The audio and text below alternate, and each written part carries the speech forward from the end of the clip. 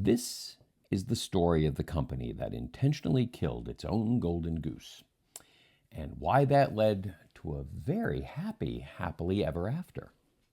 My name is Anthony Sakovich, and this is the Clarity Professor Podcast.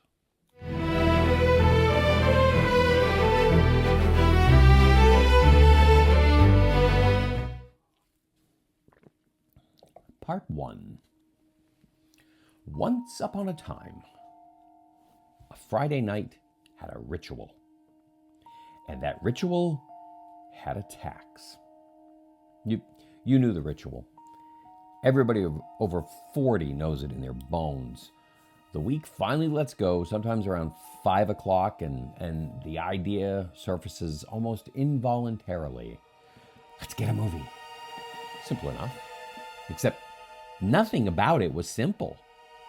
You had to get in the car, you had to drive to the strip mall, the one anchored by the grocery store on one end and the Blockbuster on the other, the one with the sign lit up in blue and yellow that you could spot from the highway. You pushed through the door into that particular quality of air, refrigerated and faintly synthetic, carrying the ghost of 10,000 returned plastic cases. The store was organized around the illusion of abundance.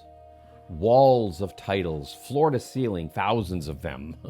The spines all, turned the right way, and you'd see stacks of them, and all the matching colors. And you'd have drama over here and comedy over there. The new releases displayed face out along the center aisle like produce at a market. And that center aisle was the problem. That was where everybody went first, because the new releases were the whole reason you drove across town. Maybe this wasn't even your first Blockbuster. And when you got there, the new releases were almost always gone. Not sold, but gone, checked out by the person who got there an hour before you, or the person who went there on their lunch hour. That's a way to beat the rush. So you settled. As a matter of fact, you had to balance it, because people would come in after work and bring back the copy of the movie you needed. And then you would be waiting for someone to show up. So you'd be wandering the aisles waiting to see if somebody came back with your movie. It was insane. And often it still didn't pan out. So what you do, you settled. And that's the word for what happened next.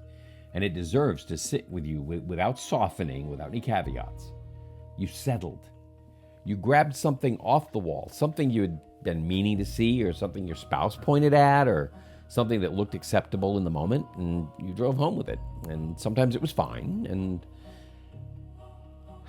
sometimes it was not fine. It was just a god-awful disappointment.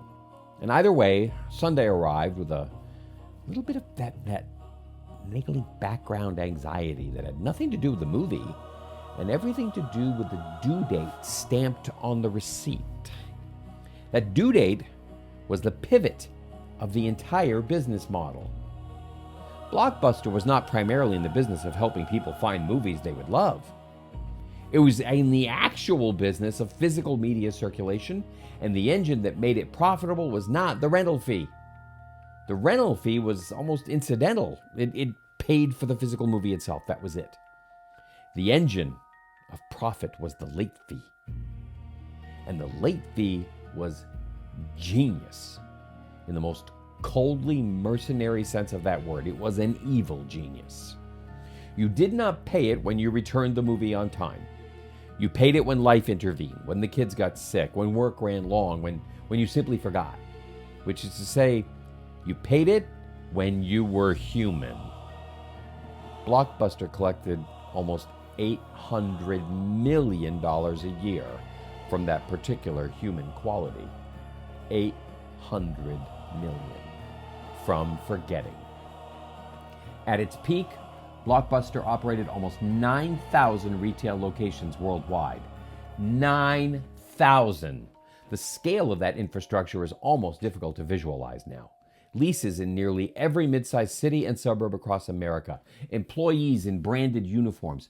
Inventory running into the millions of individual discs and cassette units. A logistics operation sophisticated enough to keep the shelves stocked and the returns processed, and the due dates tracked, and the late fees collected with the quiet efficiency of a toll booth. And all the personality of one, too. The whole machine was optimized for one thing: getting the disc in your hand and getting it back on a schedule that generated maximum fee revenue without generating enough customer resentment to drive you away permanently. You notice I'm mostly talking about discs and not, the VHS rental, because remember the Be Kind, Please Rewind, obviously you don't rewind a disc, but they'd shifted as well. It was a whole lot smaller, easier to handle. So they shifted over to DVDs as well. At first it was just a small section in the store. It expanded out to where VHS was almost nothing of what they carried. It was a remarkable business, but it was built on friction. Now, friction was not a side effect. Friction was the product, the inconvenience of the store visit. Nobody liked going to Blockbuster. They liked getting the movie they wanted. The scarcity of new releases created frustration. The anxiety of the return deadline. These were not problems Blockbuster was working to solve. They were the conditions under which the revenue model functioned. If you remove the friction and you remove the late fees, and you end up removing $800 million a year from the income statement. The friction was load-bearing. And then along came 1997. Two men in California incorporated a small company to rent DVDs by mail. One guy had recently sold his software firm, and he carried a kind of a chip on his shoulder coming into the industry. The kind of chip that comes from paying a $40 late fee on a copy of Apollo 13, and then doing the math, what that fee represented to the actual cost of the transaction, which was a $3 rental. The other was a direct marketing veteran who understood how to build a customer relationship through a channel that had no physical storefront, no parking lot, no fluorescent ceiling, and no blue and yellow signs. Together, they were solving a problem that Blockbuster had decided was not a problem at all. The early model was transactional, pay per rental plus postage, and it was not immediately transformative. But in 1999, they made the decision that changed the architecture of the entire enterprise. They introduced a subscription, one flat monthly fee. You could have a certain number of discs out at a time, and when you returned one, the next title on your list shipped automatically.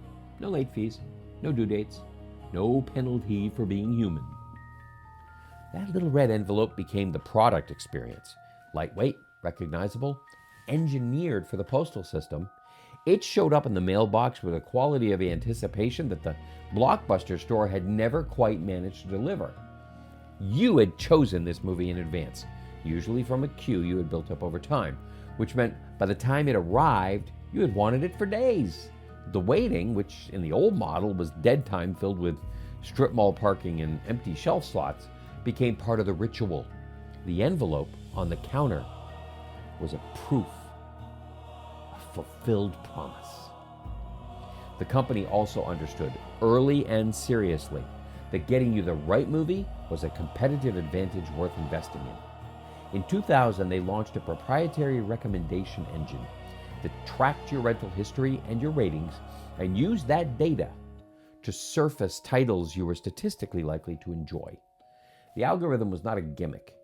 It was a direct response to the scarcity problem of the physical store, where the new release wall ran out and you were left to wander the aisles hoping something on the drama shelf would speak to you. The recommendation engine replaced the wander with a curated path. And it got better the more you used it, which meant the longer you stayed a subscriber, the more valuable the service became. By 2006, the company was approaching $1 billion in annual revenue. The following year, it crossed 7.5 million subscribers. That same year, they launched a public machine learning competition with a $1 million prize for the first team that could improve the recommendation engine's accuracy by 10% or more. The competition attracted over 50,000 registered teams from more than 180 countries. They were not running a marketing stunt. They were treating the science of knowing what you want to watch as a serious enough problem to spend $1 million solving. Now, their warehouses were humming. The red envelopes moved through the postal infrastructure in their millions. The subscriber count climbed. Blockbuster was losing ground it had not yet admitted losing, still collecting late fees, still managing in 9,000 leases, still operating on the assumption that the friction was permanent because it had always been there and the customers kept coming back anyway. See, this small California company had a different assumption. They had assumed from the beginning that the friction was not a feature of watching movies at home. It was an artifact of the delivery format. And they had a quiet, almost clinical certainty that if you change the format and remove the friction, the audience would follow you without hesitation. They were right. In January 2007, with the red envelope business healthy and growing and the subscriber count climbing, they made a decision that would eventually make all of it obsolete. They did it to themselves, and they did it on purpose. Part 2. Hey, if you're enjoying this and you think you might get more out of these things, make sure you hit like, follow, subscribe, whatever you do on this platform. And now, back to part 2. The company that obliterated its own golden goose. Something was happening to the internet that most people in the entertainment industry were watching with that particular kind of careful disinterest that precedes a panic. In the early 2000s, the internet had been a place where you could order things, you could read things, and argue with strangers in real time on forums. Videos existed on it, technically, in the way that a puddle technically contains water. Short clips, grainy thumbnails, buffering wheels that spun for 45 seconds to deliver 30 seconds of content. Nobody was watching movies on the internet in 2003. The experience was too poor and the infrastructure too thin, and the whole proposition felt like a solution to a problem that nobody owned. I mean, if you owned a DVD player, you didn't have the problem. But the infrastructure was not staying thin. YouTube launched in 2005. And what it offered in those first months was, by any current measure, almost comically limited. A single quality level, a resolution of 320 by 240 pixels, roughly the size of a playing card on a modern monitor, and a strict cap of 10 minutes per video.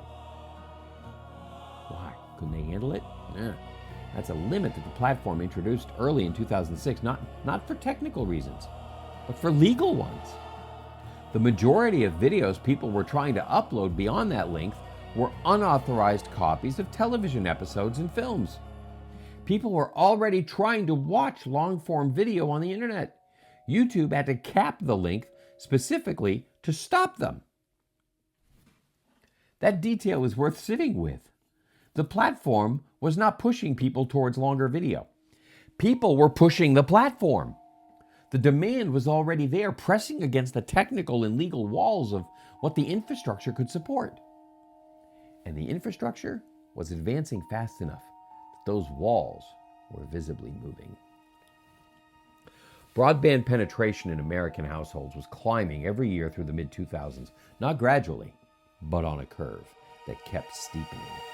The cost of data storage was falling precipitously on the kind of trajectory that makes engineers excited and makes incumbent businesses nervous if they are paying close attention.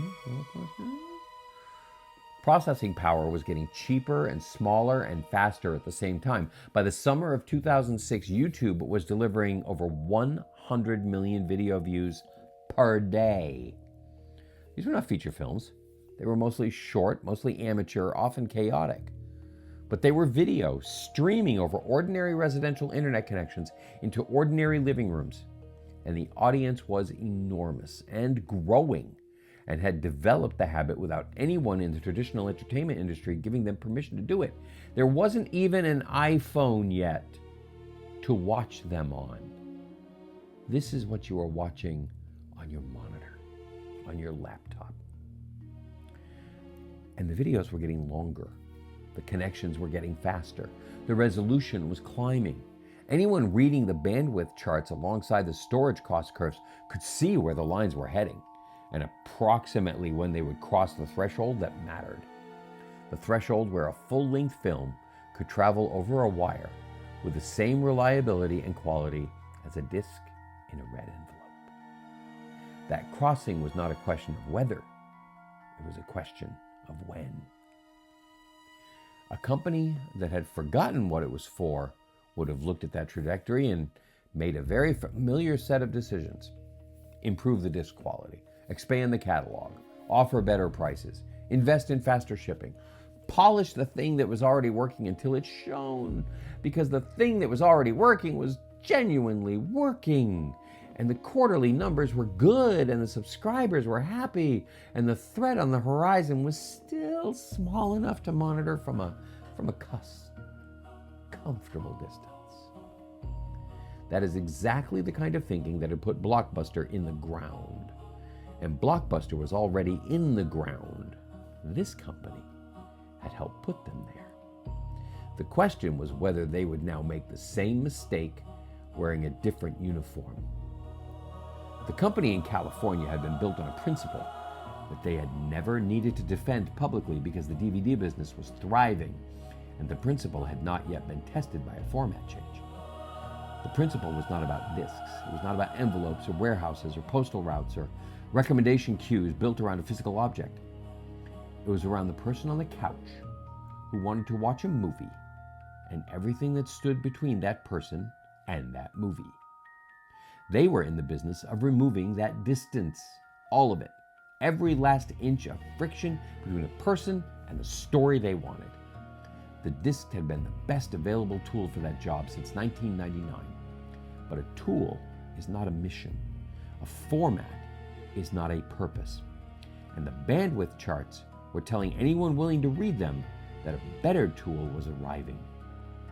So the question was not whether to defend the disc business.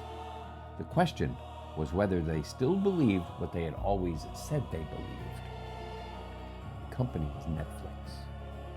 And in January 2007, while 7.5 million subscribers were building their DVD queues and the red envelopes were moving through the postal system in their millions, Netflix answered that question by adding a button to their website. And that button had 2 words on it. 2 little words that changed the world. Those words were, watch now.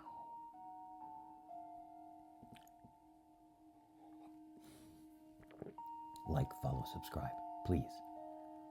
It helps me do more of these. Makes me feel good.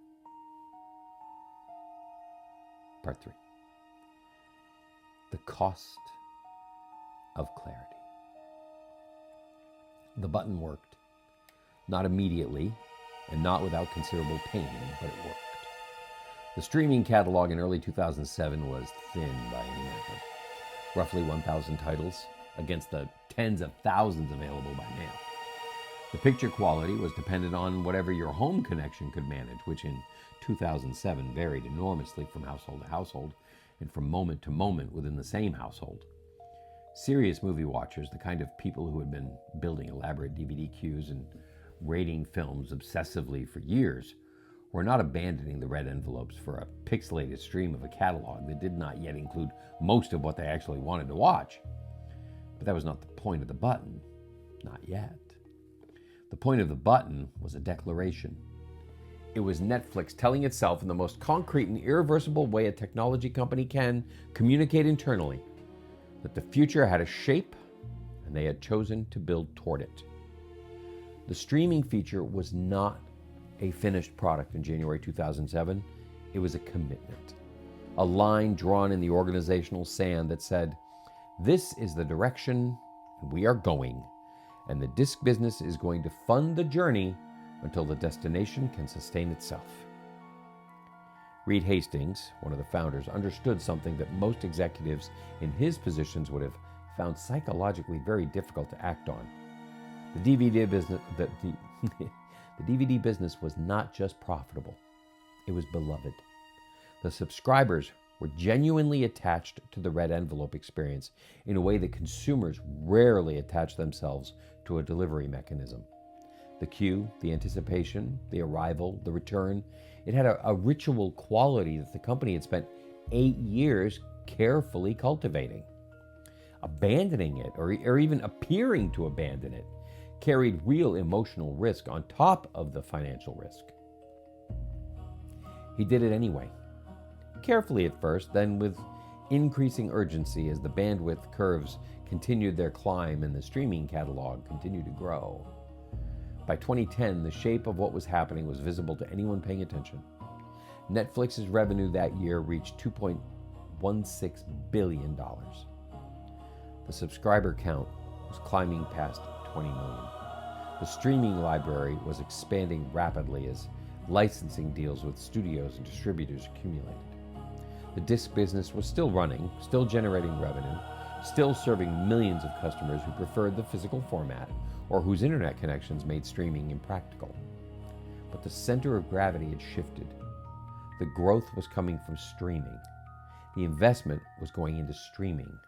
The disc business was becoming, slowly and without fanfare, a legacy operation. Then came 2011, and the transition that had been proceeding carefully and quietly became a public catastrophe almost overnight.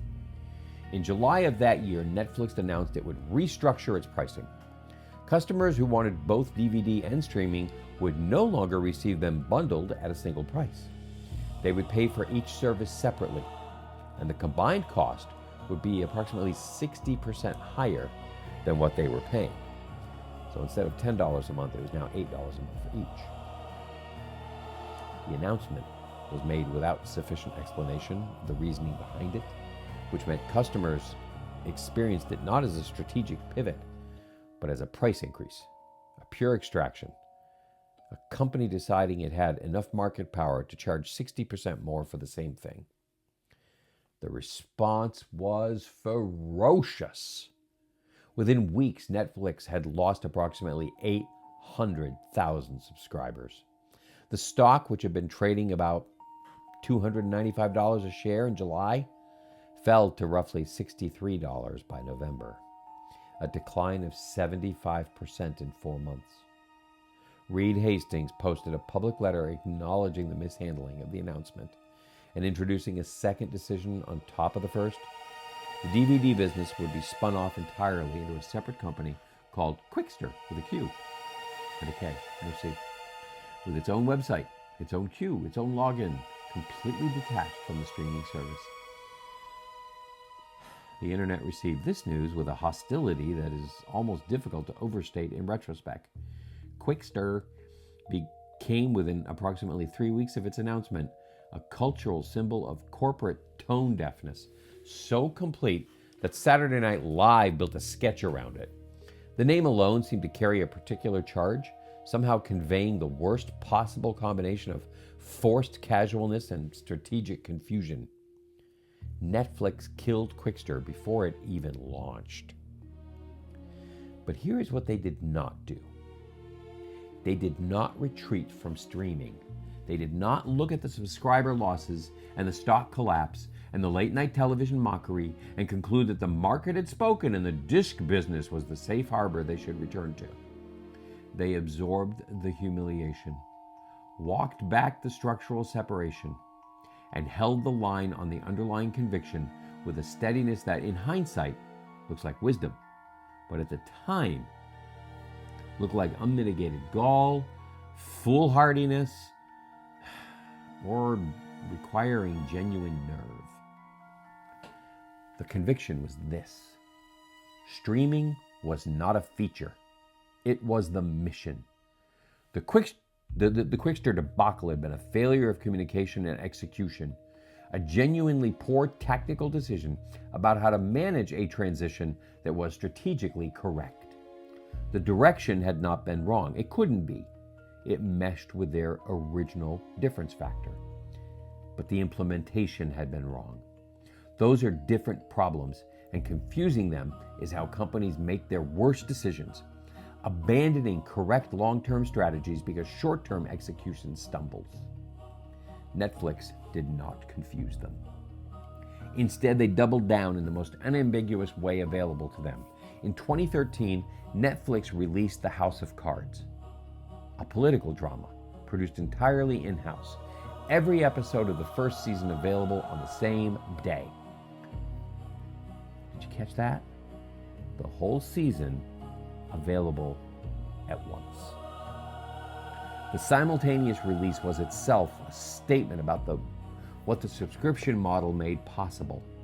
Traditional television operated on a weekly release because weekly releases kept audiences returning to the network and kept advertisers paying for their eyeballs. Netflix had no advertisers. They had subscribers, and the subscribers wanted what they wanted when they wanted it, which was the same principle that had animated the company since 1999. Now, it's applied to the experience of television drama rather than the logistics of disc delivery. As an aside, House of Cards received 9 Primetime Emmy Award nominations. It was the first streaming series in history to earn that recognition. The Television Academy, which had spent decades defining prestige in terms of network and cable production, had acknowledged that a company which started by mailing red envelopes from a warehouse in California was now making work serious enough to stand beside the best of what the traditional industry had produced. The financial numbers confirmed what the cultural signal announced. Revenue in 2013 reached $4.37 billion, nearly double what it had been 3 years earlier. By 2016, Netflix was operating in more than 190 countries. By 2018, the subscriber count had reached 139 million. The market cap that had collapsed to roughly $3 billion at the nadir of the Quickster crisis climbed past $150 billion in 2018 and touched $300 billion at its peak in November 2021. From $3 billion to $300 billion. The DVD service continued its long-managed decline. In 2011, at the height of the Quickster crisis, 14 million subscribers were still receiving red envelopes. That number fell steadily over the following decade, not because the service failed, but because the mission it had served was now being accomplished just more completely by a different format. On September 29th, 2023, Netflix closed the DVD by mail operation permanently. So they sent the last red envelope, shut down the warehouse, and ended the service that had started everything. They did not mourn it publicly. There was nothing to mourn. The disc had done its job. It had carried the mission from 1999 until the bandwidth curves caught up, funding the streaming infrastructure while the streaming infrastructure found its footing, serving millions of customers who needed it until they did not need it anymore. It was a vehicle, and the vehicles retire when better ones arrive. That is not failure. That is the natural conclusion of a tool that was always in service of something larger than itself. Blockbuster, by contrast, had filed for bankruptcy in 2010. Peak valuation approximately $5 billion. 9,000 stores, $800 million a year in late fees. Gone. Netflix in 2023 recorded $33.7 billion in annual revenue. The difference was not technology. Technology was available to anyone with capital and engineers and the willingness to invest. The difference was not timing. The bandwidth curves were readable by anyone in the industry who wanted to read them. The difference was a question. One question asked honestly and asked without flinching at a moment when the honest answer was expensive and disruptive and required dismantling something that was working in order to build something that would work better. What is our difference factor? Not discs, not envelopes, not warehouses or postal routes or the pleasant ritual of a red envelope on the coffee table. The person on the couch, the story they want, the distance between them. Remove it, all of it, by whatever means the available technology allows. That was the difference factor in 1999. That was the difference factor in 2007 when they added the button. That was the difference factor in 2011 when the stock collapsed and the critics sharpened their knives. That was the difference factor in 2023 when they sent the last red envelope and turned off the warehouse lights. The format changed 4 times. The difference factor never moved an inch. And that is how they lived happily ever after. So, if you enjoyed that, please give me a like, subscribe, ask questions. You can catch this every Friday. Just go to clarityspecialist.com where you can get the link to watch it live, ask questions, etc., etc. And I will talk to you at a later date. Until then, find your difference factor. Go to clarityprofessor.com if you need some help with that. Thank you.